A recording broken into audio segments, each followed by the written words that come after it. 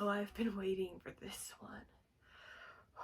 I feel like I have to take a minute and mentally prepare myself. The first time I watched this musical was in one of the last ever math classes I had before school was canceled, shut down. It was genuinely one of the worst things I've ever seen. And this is coming from someone who did a whole video about how Curious George, the Christmas movie, is genuinely a good movie. Like, my bar for quality entertainment is literally on the floor, and this movie couldn't even get over it. The movie that we're talking about today is Hollywood Musical! Exclamation point! It's written, directed, and produced by the same person, who also happens to star in it, which is how you know it's gonna be good. Another cool thing about this musical is all the actors have the same name as the character they play. So Alex plays Alex, Sally plays Sally, all that, except for this girl who is named Diva. I think is interesting. Later in this movie, you'll see why I think this movie might be biographical, and if it is, Alex, I'm sorry for shit-talking your life. There's a bit of overlap with the cast of this musical and the cast of Alex's other musical, which at first I was like, that's suspicious, that's weird. They're just a small group of actors and directors who are trying to make it in an insanely competitive industry. And it also probably doesn't help that they were involved in this train wreck. Sorry, that's mean. I'm sure these actors are good. This movie was not. But hey, some of the songs are actually genuinely good.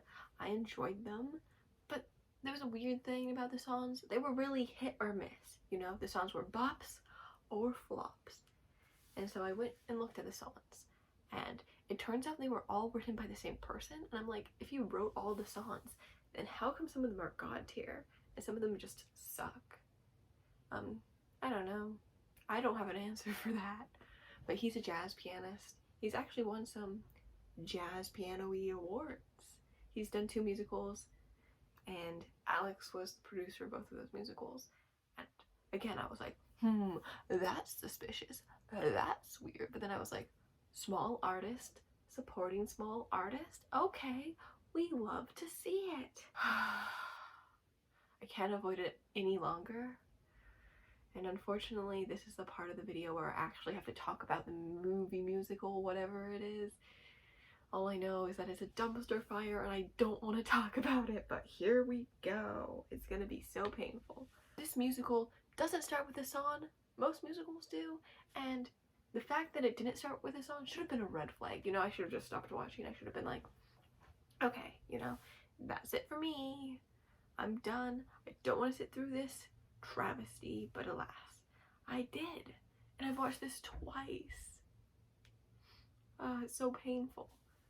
The movie starts, and Alex, who plays Alex, is talking to his boss. You love by people you hate.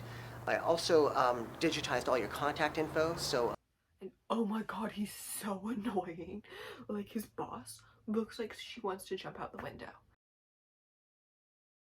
And like, I would not blame her. Oh my gosh, it would be... death would be better than dealing with this guy. So Alex gets fired, and his boss says it's because he's too organized, but I think that's just code speak for you're really annoying and I don't want to have to deal with you anymore. Alex, you're too organized. I'm too organized? Yeah. Before he leaves, she's like, oh, by the way, Alex, I read your script. And he's like, oh, what did you think of it? And she's like, it was not good. Maybe take a script writing class sometimes. And he's like, Really? No, I've been writing and directing for 20 years. Ah, well, but I've been a writer and director for over 20 years. Bro, calm down. No one cares about your experience. You could be the most experienced baker in the world, right? You won the Great British Bake Off. You know, you're an experienced baker. And then your cake kills someone. And they're like, your cake is awful. It killed someone. And you're like, no, no, no, no, no, no. My cake couldn't have killed someone. I've been doing this for 20 years. That argument does not hold up. And maybe if someone in the industry says, hey, maybe take a class. Maybe listen to the advice instead of throwing a fit like a toddler and being like, I've been doing this for 20 years. I've almost been alive for 20 years. I still don't know what I'm doing. He's such a baby. Oh my god.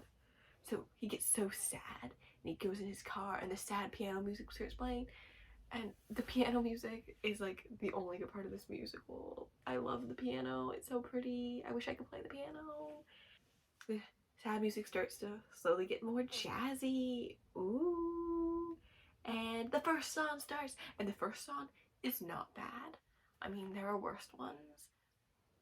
Some of the messages in the song, I don't really like them. The first song is called Just Another Day in LA. Get it? Like LA, but LA. Ha ha ha. It's so clever. It's about how everyone wants to make it, but Hollywood sucks. The first line is Hollywood is such a funny place. Even your plumber's got 15 screenplays. And honestly, it's a high-key bop. I love it, and I would have enjoyed it. And you're like, what? Maddie, you just said the song was a bop. You just said you jammed to it. And I would have, but it was so hard and uncomfortable to watch because the entire time he was singing it, he was looking right at his camera. He was just like, just another day in LA. And he was just staring at the camera and it was so unsettling and I hated it. It's so preachy too.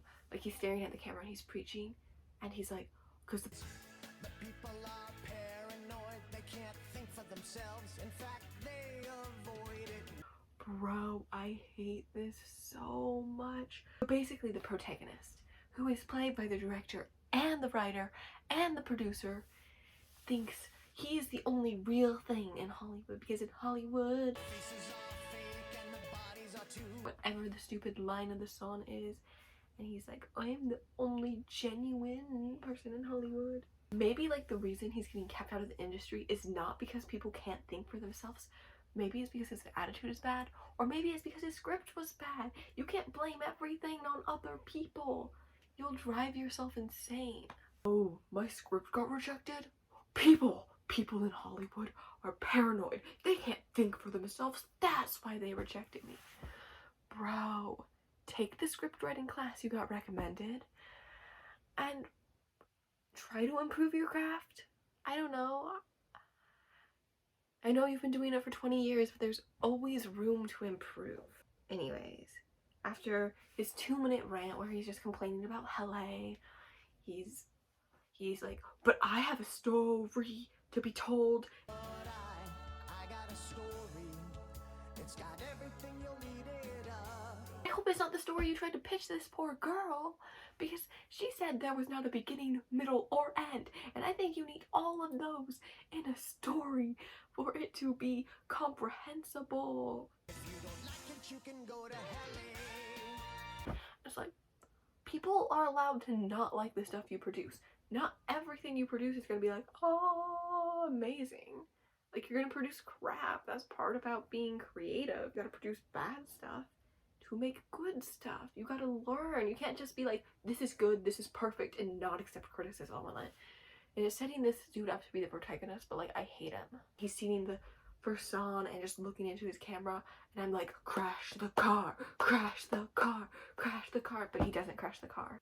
And then it flashes to this scriptwriter guy, who I'm gonna call scriptwriter guy number 1, and he's talking to scriptwriter guy number 2. And scriptwriter guy number 2 is kissing his ass because he wants scriptwriter guy number 1 to read his script. So he's like, you're the only artist I know. You and me, we're the only people who care about the craft. Guys like you and me, we care about the craft, right? Hey, did you finish that script? It's so pretentious. Oh my god. And their movies do not sound very original at all. They don't sound that good. But no. They're the only ones in Hollywood who care about the craft. Am I supposed to like these people? Because scriptwriter guy number 1 is in the whole movie, and I hate him. So scriptwriter guy number one goes to pitch his movie. It's called Untitled: A Love Story.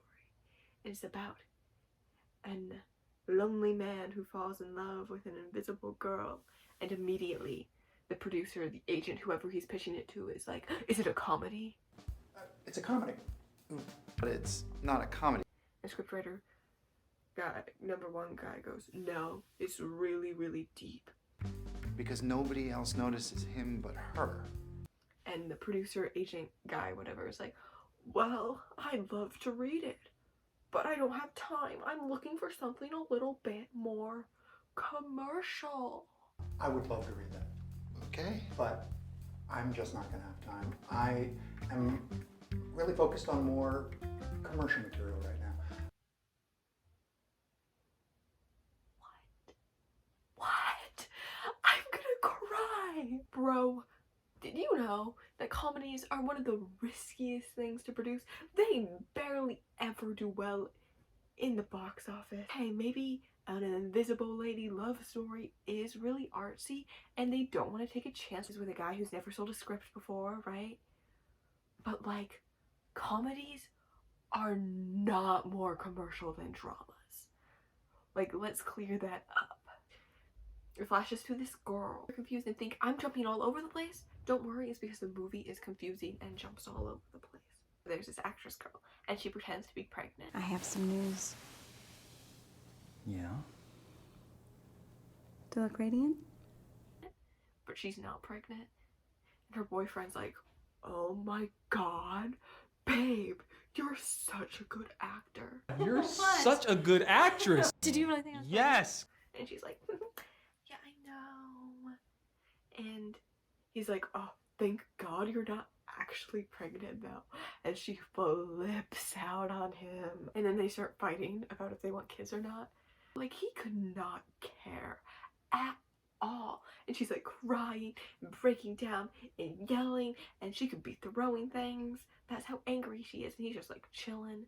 And I get the whole kids thing is different for women. We have less flexibility in our decision, and if we want to wait because the internal clock is ticking and she can't wait forever.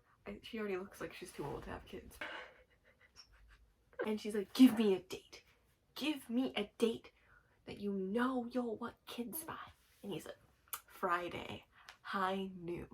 Friday, 12 o'clock, high noon. Oh my god. Alex, I'm starting to realize why your script got rejected. Oh, it's so bad. And then she's like, actually, no. No. You have to tell me right now, kids or no. You know what? No, I'm sorry. You cannot do that to me anymore. I want to know, do you want to have kids or do you not want to have kids? It's a yes or no. I don't want kids. And I think it was the easiest to say. So he's just like, nah, man. Because this dude couldn't care. And she's like, you wasted 3 years of my life. And she's crying and she's screaming. And if she's this upset, I expect her to throw something. But she doesn't throw anything. And he's just sitting there, so chill. And like, it's so weird because the energy doesn't match. Like, if he's gonna be calm, maybe don't have her become completely hysterical.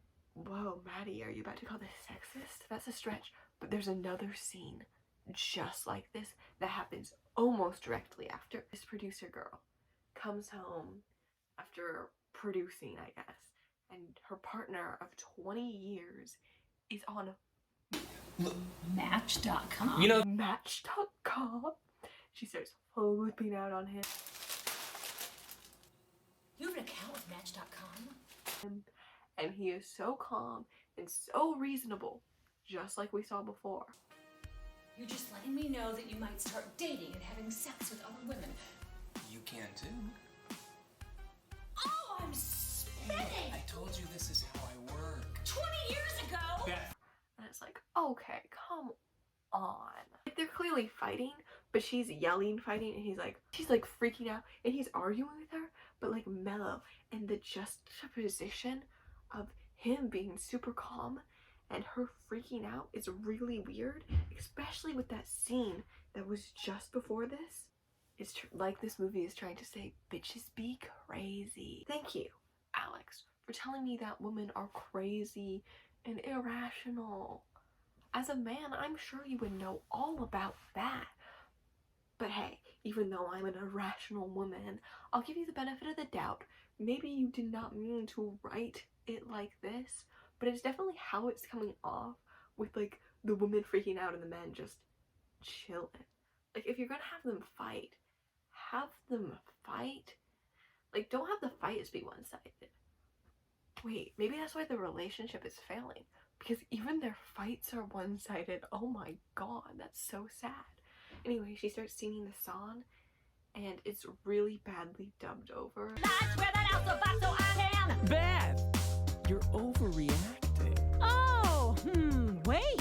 Maybe you're right. Maybe I should calm down and call a therapist. Like, this haunts my nightmares. But also, why have a whole song where she's like, I could kill you, I could kill you, I could kill you, and then not have her kill him? Like, the movie would have been so much more interesting if it was like a murder mystery or like a crime thriller, like Hollywood producer kills her husband or something like that. That would have been tight. But no one in this movie dies. They all live, which is disappointing because I hate these people so much. Also, watch this freaking stupid ass scene so we can scream about it together. Well, the script seems fine, but I just don't understand what has to be so chronological. Well, why can't we do a series of flash forwards and flashbacks? Well, I just don't think a normal, engaging story is going to hold the attention span of a contemporary audience. It's too chronological. Oh, like, this makes me want to scream. Like, this guy, Alex, who's writing this movie, clearly has beef with modern Hollywood, but like, modern Hollywood is not like this. Like, heck, this movie came out in 2015. Even 2015 Hollywood was not like this. Oh my, it makes me so mad. They're like so out of touch, and they're like trying to frame it like, oh, no one values a good story anymore, or like, whatever. Oh my god. Chronological is the most common narrative format, and it's probably always going to be. Oh, I think your movie's too chronological. Shut up! And then I got an ad for Walmart, and it was genuinely the best part of my whole viewing experience. And then the movie came back on. And it's actresses at a bar, and the dialogue is so bad. Oh, yes. Well, it sucked llama balls, divas. No. It sucked. Llama balls. Oh my god, that's how I feel about the movie. But this girl, Diva, is dating scriptwriter guy number 1, so wow. It's all connecting, and I hate it still, even though it's kind of cool now. Anyway, so they're at this bar, and he's depressed, so he's like drinking a beer. He's like, and these people next to him start talking about movies. And do not talk about movies in front of scriptwriter guy number 1. He's so pretentious, and he has so many opinions. So these guys are just talking about movies, and he's like, stops mid-sip. I mean, such an original concept. Oh, totally. And just starts mansplaining to these other men. Actually, that's a remake of Rear Window. But to be fair, these guys are idiots, but they have a movie with Adam Sandler. Oh, we're screenwriters. Yeah, we make movies. Yeah. We just got a script greenlit with Adam Sandler, actually. Which pisses the guy off, because of course, to write new, fun movies that'll make money, you have to have an extensive knowledge of old movies and old Hollywood, because you need to know every single movie to know how to make a good movie. And if you don't know a lot about film history, you can't make a good film. I don't know, it's so stupid. He thinks just because he knows about movies makes him a better writer than these guys. And sure, these guys sound like they're not very smart, but they sold a script and he didn't. Probably not because their script sold out, or their script was bad, because not very many people will buy a bad script. It's probably because they wrote something that was genuinely good. I mean, Adam Sandler's gonna be in it, so it's probably funny. And he's just caught up. He's like, and maybe that's why he's just trying to follow traditions. But like, I can bake a mean loaf of bread. Do I know the entire history of how to make bread? No. You can make a good movie without knowing very much about every single other movie. I don't know. This pretentious film guy dude is like men I know in school. Okay, I get it. You know all this stuff. But like, can you do anything? Scriptwriter number one's friend shows up and is like, your pitch went awful, my dude. Scriptwriter number one's like, yeah, I know. And scriptwriter number one's friend is like, You know what you should do? You should write something entertaining. Everything I write is entertaining. maybe write something that's entertaining. And scriptwriter one goes, everything I write is entertaining. I hate this man. Words cannot describe how much I hate this man. Not everything you write is going to be entertaining. I don't care who you are. Who's someone that people genuinely find entertaining? John Mulaney. Not everything he writes is entertaining. I guarantee it. You cannot say everything I write is entertaining. That is not true, and that's never going to be true for anyone. It's a huge stick up his ass, and no one in Hollywood wants to work on him. Maybe his scripts are good, but his attitude is so bad. Let's say I was a producer, right? And he comes up to me, he gives me his script, and I'm like, oh, this is genuinely good. But like, his attitude is so bad I would not want to work with him. I could just hire someone to write something similar. Ooh, that's the tea. This scene sets up that this guy wrote the movie. Why don't you just write one of those like hyperlink movies, you know, like the ones where everybody's connected but they don't know it, like. Which is maybe why I hate the movie so much, because I hate this guy so much. He is such a movie snob for no reason. I call those 20 minutes iPod later. movies because they're edited so randomly. 15 It's like minutes somebody earlier. took all the scenes and put them into an 12 iPod and weeks pressed shuffle later. for no reason. Okay. Except pure fear of What about losing the other your one audience. everybody likes? Like, bro, read the room. You're in an iPod movie. There's this whole narrative of they don't make movies the way that they used to. Like, but you don't understand. It's changing the way that film works. And wouldn't you like those movies too?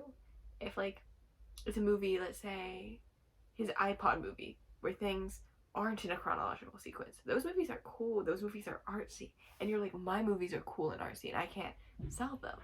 But you're also criticizing cool and artsy movies.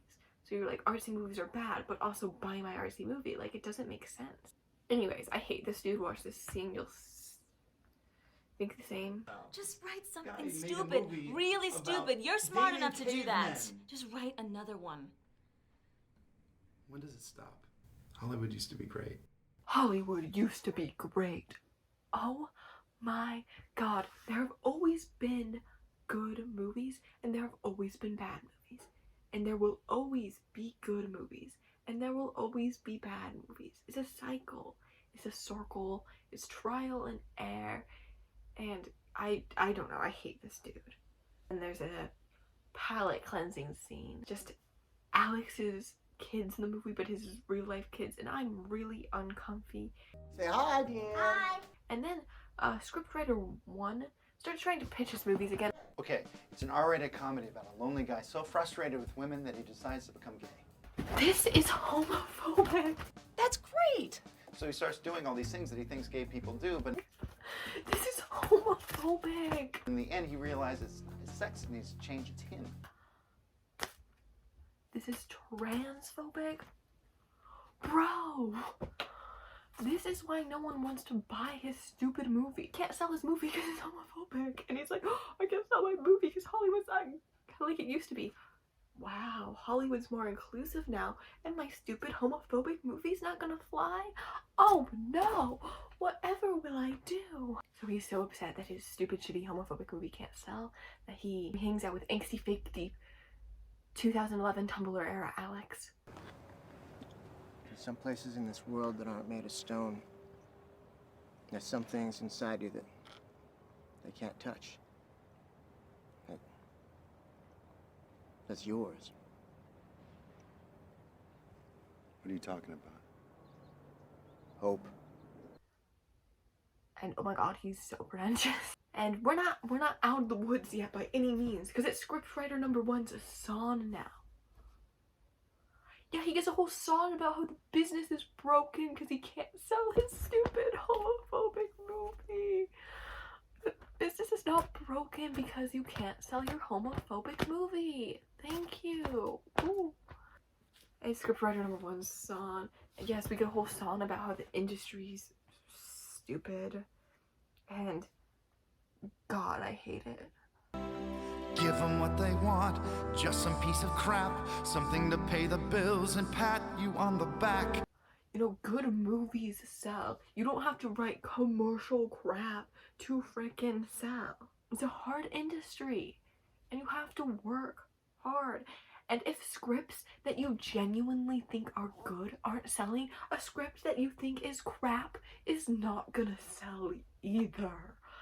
Like, you can't just be like, this script is really good, but it's not selling, which means it's too high concept for the directors, right? So I have to write something dumb and stupid and horrible, and they'll like it. And that's like a theme throughout this whole movie. Like, oh, we're just too big-brained for Hollywood. There's a reason you can't make it, and it's your attitude. Don't do something new, it scares them half to death.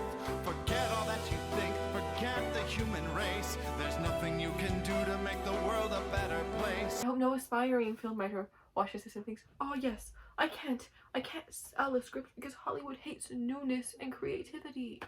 Like, oh my god, shut up. Like, I wouldn't buy this person's script no matter how good it was, because his attitude sucks and I hate him. I hate this man. I sense a turning point, finally, and I sense the turning point only because everyone's singing the same song, and I know enough about musicals to know that this is a turning point. But like, plot-wise, it's kind of a mess. So Alex is talking to the producer lady, and he's like, the industry is upside down, which is not something you should say if you're with a producer. But she agrees with him. She's like, yeah. And I just think that the business is completely upside down right now, and it's in turmoil. I think if you're gonna... And he's like, read scriptwriter number one script, and she's like, sure. And she's like, do you want me to read anything you wrote too? And he's like, I just can't beg anymore. Maybe I'll just grab a camera and shoot something no budget again. which is good foreshadowing. I mean, from my understanding, this is a movie about struggling screenwriters, directors, and actors who come together because Hollywood's rejecting them, so they make a movie by themselves about struggling film writers, directors, and actors who are rejected by Hollywood, so they decide to make a movie themselves. The movie's about struggling. You get the point. It's circular, and it could be kind of cute if it wasn't like shit-talking the industry for an hour and 30 minutes. Because, like, I don't know, that's not entertaining. Like, event on Reddit, not in a movie. It could have been a cute movie about people struggling in Hollywood, but I don't know. None of the characters are sympathetic, and I don't like them, so oh well. It makes the movie hard to watch because they blame all their failures on Hollywood, and I get it. Hollywood, it's hard to succeed, but failure is so complex that you cannot blame a single thing for failure, whether that be the industry or yourself. Blaming one thing just isn't fair. But hey, after shit-talking the industry to the producer, scriptwriter guy number one sells his script. So you go ahead, make your little video game movies. Stop wasting my time because, to tell you the truth, I don't give a shit.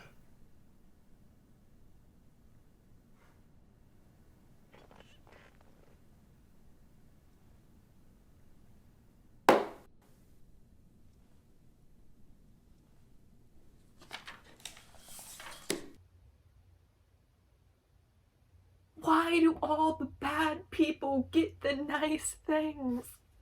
For the record, I would not have signed this dude. I did not read the movie. I do not know if the movie is good or bad, but his attitude, the way that he was talking to her, I think it would have been such a better ending if she was like, well, I was gonna buy this movie, but your attitude frickin' sucks. And then he starts talking about the industry again, and she goes, whoa, whoa, whoa, dude, it's not the industry, it's you. But instead, she agrees with him. She buys the movie, which is dumb.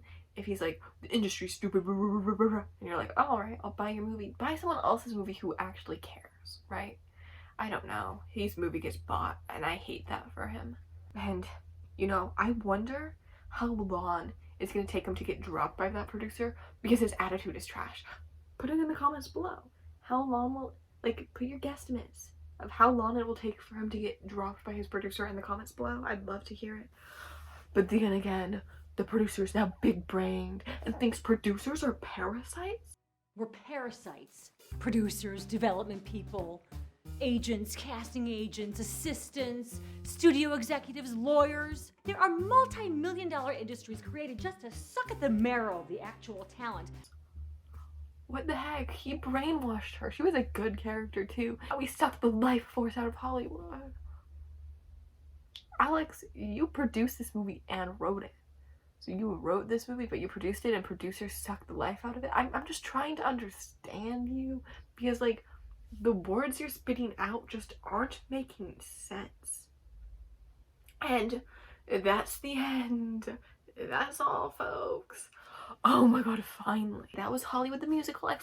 And I hated every second of it. Thanks you for watching, and I'm sorry for putting you through hell.